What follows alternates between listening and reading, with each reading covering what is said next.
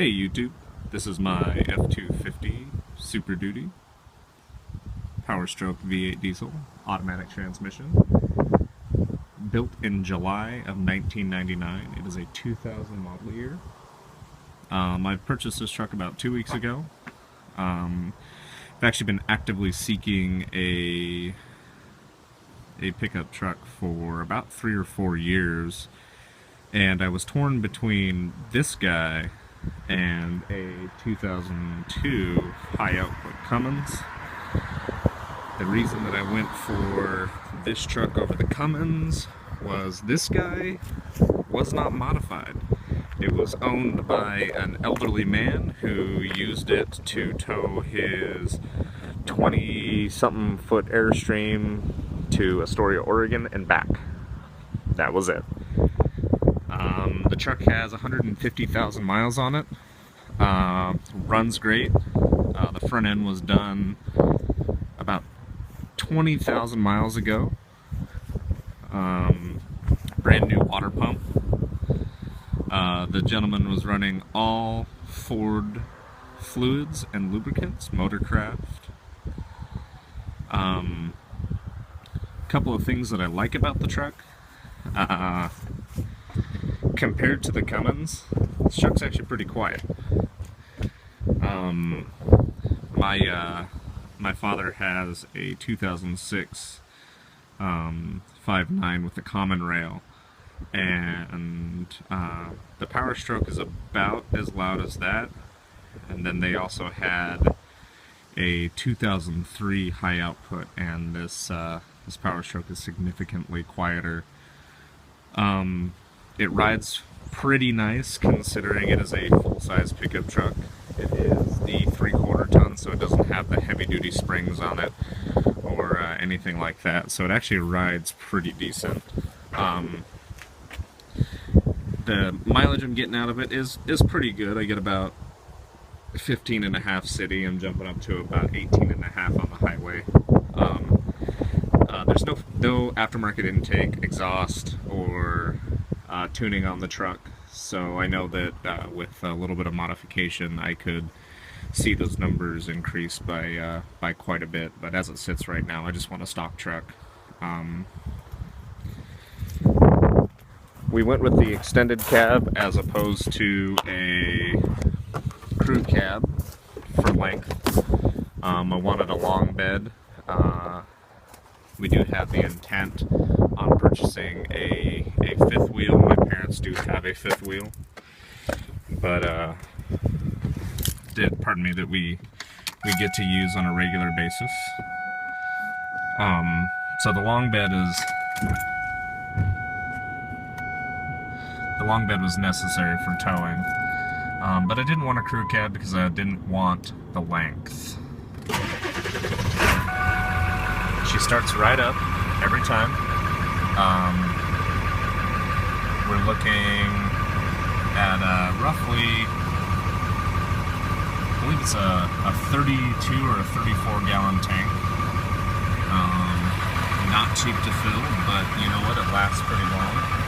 I'm coming from a 1996 Honda Civic, so the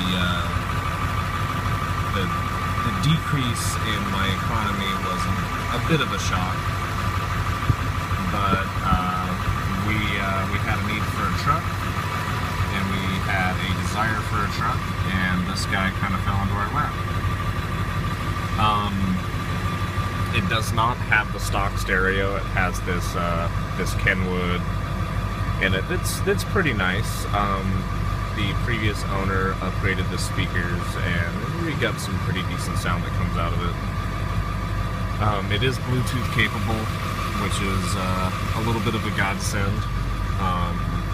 Keep everything hands-free. We live in Washington, and if you are not hands-free while driving, you can get a ticket, and we don't like tickets. So that was a benefit. The cab itself is incredibly clean. I mean, I've got a couple of stains here and there, but then again, this truck is 15, 16 years old, So I can't complain. It's not flawless, but it's pretty good. There's a seat for the Munchkin. But I mean, we can see that it's in very, very good condition. The gentleman that owned it before us took very good care of it. Changed the oil every 3,000 miles. So a diesel 5,000 plus, but he was very anal about his maintenance, and that reflects in the overall quality of the truck. The next thing I do need to tackle is we do have a wheel speed sensor that is out. That is why the ABS light comes on. I scanned it with an auto link. I'm getting no other codes. I hooked up a scanner down at my father's shop, and we're pulling codes for the front right wheel speed sensor. So we'll get that taken care of. It doesn't actually impact the truck's ability to operate safely. It just shows that the right tire is spinning a little bit slower than the left tire because the sensor itself is going out, so it throws the ABS light. The ABS itself works fantastic. A couple of things that I don't like about the truck.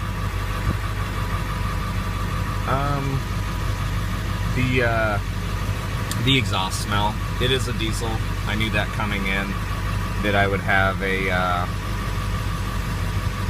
some stinky exhaust. It's not a new diesel. We're not looking at a truck with a